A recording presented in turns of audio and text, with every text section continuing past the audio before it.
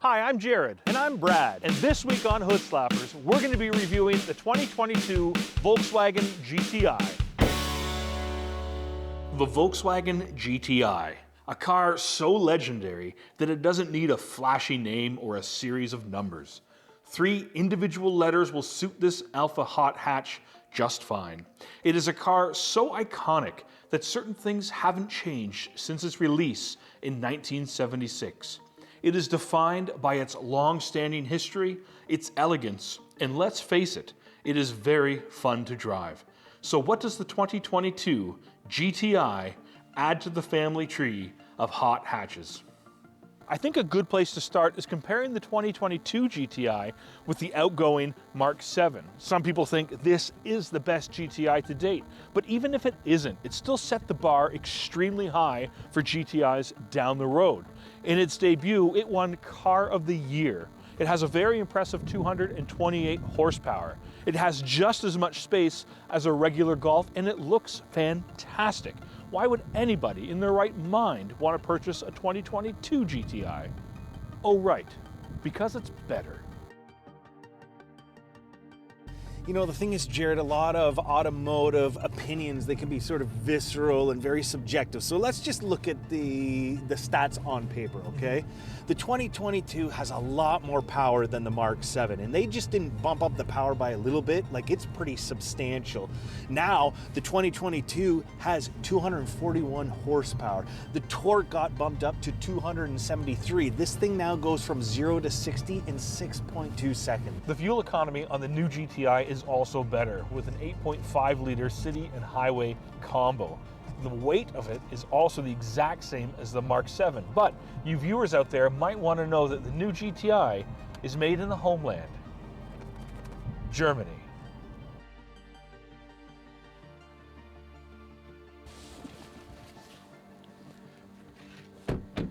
It's not just the numbers that would suggest the Mark 8 is the better GTI.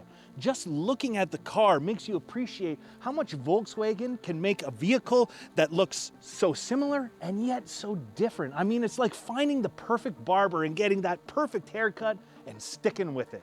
You still haven't quite found that haircut, have you?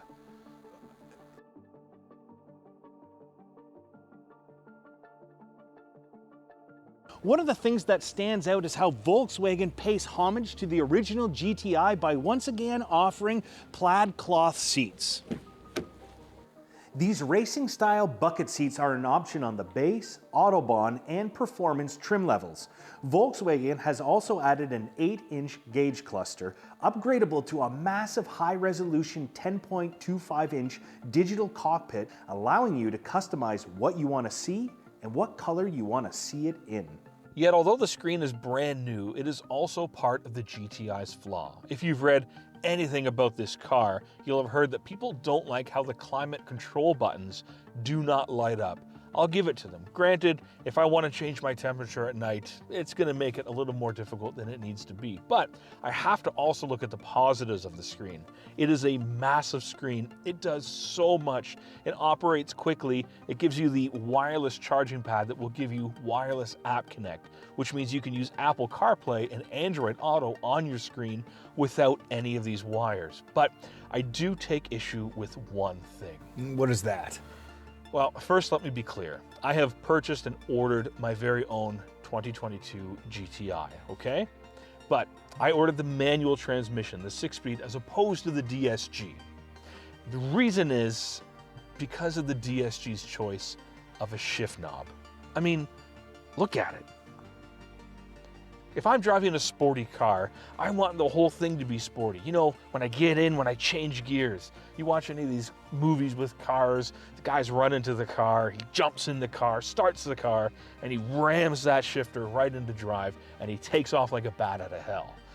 Imagine that same scene with this shifter.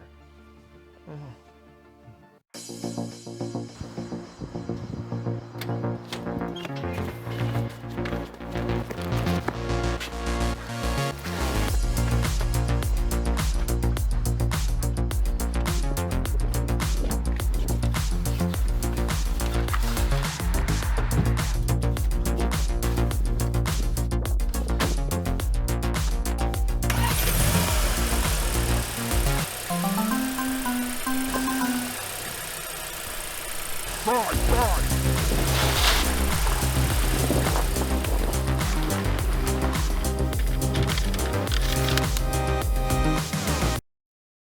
unique additions to the 2022 GTI are the lights, and the name of the game here is LED. This car comes with a slew of them: daytime running headlights, high beams, turn signal, and these new crown jewel fog lights. And meeting in the middle of the grille is this LED light bar that hugs your grille while connecting to the refreshed Volkswagen logo. Now, the GTI isn't all just speed and looks, it also has a very practical element to it. Now, previously, we compared the Golf to the BMW X3 in terms of cargo space, and we were very pleasantly surprised by how much cargo room the Golf had. Now, the GTI continues to carry the torch in terms of cargo space. The trunk provides the same amount of cargo space you would expect to find in a regular Golf. With that, the GTI also provides a familiar 60-40 split back seats as well as a pass-through for longer items. And this brings me to the back seats. Has the 2022 lost any of the volume in the rear passenger seats? I think it's safe to say that the practicality of this car is on par with everything else. But this raises a question about the GTI's practicality. Can the price also be practical? Because here's the problem. The Golf as we know it is no longer in North America. Volkswagen decided not to replace it with their EV hatch, the ID.3. So that leaves you with only three possible options. You can spend over $50,000 on a Golf R, you can change everything and purchase their new small SUV, the Taos, or you can buy a base GTI at a very reasonable and practical $31,495. You see, Volkswagen removed the Golf from its lineup and they replaced it with a very aggressively priced base model GTI. And I say base, but it comes with a whole whack of things like push button start, an optional moonroof, Apple CarPlay, Android Auto, and Volkswagen's brand new CarNet system. If anyone was in the market ever for a GTI, now is the time. Jared, the story of the GTI is so interesting to me because it came along at the perfect time, right? Fuel shortages and prices meant the demise of the muscle car. At the same time, these Japanese smaller fuel-sipping cars are coming in, replacing the V8. But what, of course, the GTI did is what Americans have always loved doing, and that's hot rodding. But that didn't make it easy still to break into. But that's all the car was. It was a rabbit, and they just souped it up, beefed it up, whatever you want to say. But it still was not easy to break into the American market because the number one selling car at that time was the Cutlass Supreme. The number two selling car was the Ford Escort. So imagine breaking into that. But when you sit behind the steering wheel of this car, it is certainly remarkable. This is a fun car to drive. It's comfortable. The steering wheel feels great. It's quiet. And as we said, it is very, very practical. There is a reason why the GTI is still with us and the Cutlass and the Ford are gone. Yeah, that's true. There's a story there. I'm almost embarrassed to ask you this, Jared, because of my vast knowledge of the automotive industry. Yeah, but of course. What does the GTI mean? What? I don't know what it means. What does GTI mean? What does it stand for? You don't know? No. No, that's why I'm asking you. What does it stand for? Sounds like a you problem. Well, that's why I'm asking you. What does it mean? Pretty obvious. GTI. It's pretty self-explanatory. Wait, you don't know what GTI is? Absolutely no idea what it is. Yeah. Not a clue. Not a clue. No. Google that. All right. We're gonna Google what Okay. GTI because I bet a lot of people out there don't know what GTI means. In the comments right now, what does it stand for? Well, Jared, according to Google, I never would have guessed this in 1,000 years. Grand Touring Injection. I don't know. You know what? I like GTI better. GTI is probably why. It's a long. You'd have to get a sticker that says all of that. Yeah. This has a long, storied past, and it's got history. What this car is about. Is the electric car going to kill the GTI? I don't think so. I read an article a while ago, Jay Leno saying, don't worry about the electric car killing these fun sports cars. He thinks they're going to be around forever. And Jay Leno has more cars than anybody else in the world, possibly, between his planes, his motorcycles, and his cars. Automobiles are his thing. And if he says that, you know what? He's the authority on a lot of that stuff. So I'd have to go with Jay on this. Okay. Jay, I think you're right. I think these classic cars that are muscle cars, the sports cars that are GTIs, they have to be around forever. It's an alternative to regular driving. But you would put this in the category of a classic car. One day it will be classic, but it's a sports car now. It's that novelty car. And I think novelty cars are going to be around for a while, because one day the electric car will be a normal car. People are going to be looking, well, what can I, an electric sports car? Can you put more power into an electric car? I don't know. That's what I mean. The electric cars will outperform these.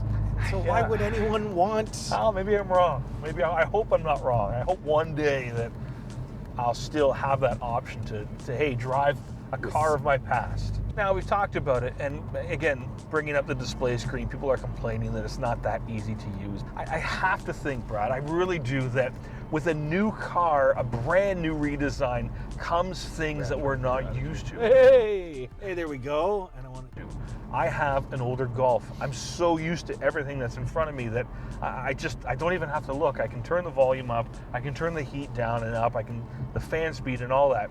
With a new car, I almost should expect myself that there's going to be stuff I don't know, but in 2 years' time after driving it, I'll be so used to the new system that if they change it again, yeah, sure, I'll probably not be used to what they bring out. But it's to be expected with a new car. Things are not going to be the same. I'm going to have to relearn. 100% agree with you. Still seems like an oversight to me. At the end of the day, is that a make or break for anyone? Definitely not. Definitely not. Back to me buying that GTI Autobahn. Yeah. I told someone this week that, yeah, I bought it and I'm waiting for it and blah, blah, blah, blah. And they said to me, do you not think you're too old to be driving a GTI? And that got me thinking, is there a proper age that allows you to purchase fun sports cars? And then there's a cutoff. You can't do that anymore. I mean, Corvette, I don't think you should have a Corvette until you're retired. That's sort of your retirement gift. That's a Corvette driver, white shoes, shorts. I can picture that Corvette driver. But the GTI, I don't know. I don't think there's an age limit. I think you're getting close. I think you're getting close. I'm in between 30 and 40. I think at 40, you have to be done. The GTI cutoff. The GTI cutoff is 40. Then you got to graduate to one of Volkswagen's other vehicles or any other number of vehicles. But it's a little sophomore, a little junior, you know? Well, I defy that. When I had a kid, I had a coupe. And I purposely bought the coupe because I wanted it. And no problem. I put him in the back. I didn't mind at all. You're... total respect, tip of the hat for carrying around baby, infants, and that kind of car. You know, we both put in our time carrying around kids in vehicles most people would think is suboptimal. So it can Mine for be a done. practical sense, yours for nobody wants to be caught dead in a 2010 Toyota Corolla. No, Similar, no, but different. No, when we did everyone's driving Corollas. When we were doing the Corolla review, they're everywhere. We were spotting, bebopping. They were all over the place. I don't think I'm too old. And you know, I've already mentioned Jay Leno, but Jeremy Clarkson from the Grand Tour, he also drives a GTI. And I'll be damned if anyone's going to put him down. He's up there with Leno in terms of being an authority figure on anything automotive. Some people hate his guts. But regardless, that man drives a GTI, and I think he's north of 60. Now, if we're going anything authoritative, it should be Larry David. We all know what he drives. Oh, he drives the Prius or Prius. The Prius. Yes. That's right. That car's got heart. That car has heart. The GTI comes in 3 trim levels. You've got your base, your Autobahn, and your Performance. I'm curious, which one did you buy and why? Well, Brad, that's a great question. I went ahead and went with the Autobahn, as I said earlier, the manual gearbox. The reason I did that, the Performance, which what we're in here, gives you a couple extra things like a heads-up display, which I've had in a car before. I don't feel it necessary for me, but still, it's there. The Performance also gives you an option of leather seats. I didn't want leather seats, so I went with the cloth anyway. Again, not a need to go to Performance for me. It does, though, have the dynamic chassis control, which is great if I want to drive aggressive, go to the track, really enjoy the car for what it can do. Volkswagen defines it as basically the ability to adjust wheel damping about 200 times per second. In other words, it's going to do its damnedest to keep all 4 tires on the road. Not something I would use. So again, another reason why I didn't go with the performance and stuck with the Autobahn. Now I've got to ask another question. Please. Okay. This is Q&A. Q&A with here. Brad and Jay. This is kind of a bit of commentary question. Why do they make the highest trim level called the Performance instead of the Autobahn? That makes no sense to me. Well, the Autobahn should be the highest. It used to be the highest, but this year they decided to go a step above. So the Autobahn, as we all know, is that great highway in Germany. But maybe there's a highway somewhere else in the world we don't know about called the Performance. You ever think of that? Everybody knows the Autobahn. Maybe one day you'll learn about the Performance. Maybe. I got a lot to learn, apparently. All right. Maybe. So you settled for the medium trim level. I didn't settle, I chose. You It's a big difference. chose. It's like getting fired and quitting. Okay, big difference. Yeah. Okay, all right. Well, I do like the plaid seats, I tell you. Well, they're a callback to the original GTI, and I do like that it's an option in the performance package. I can go leather if I want, but I really like the plaid seats. I don't know, my dad had a 1983 GTI Rabbit, black with the plaid seats, and I remember those. It was a cool, cool car. My brother had the Rabbit as well. Back in the day, back in the 80s. It was, I wish the plaid was a little bit more in your face, a little bit more bold. Yeah. But I like it. I like it a lot.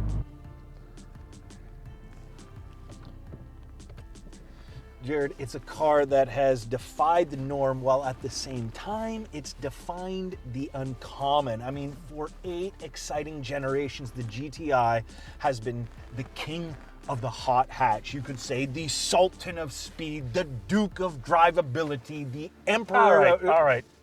That's enough.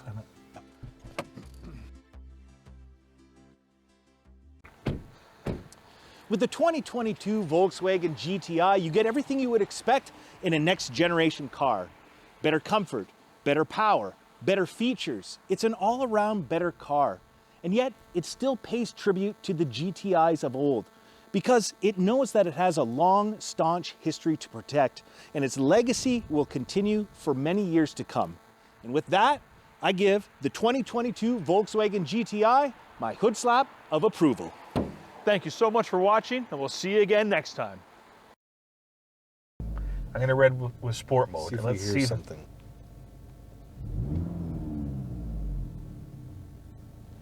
Try it again. Eco tip: do not press the gas pedal while stationary.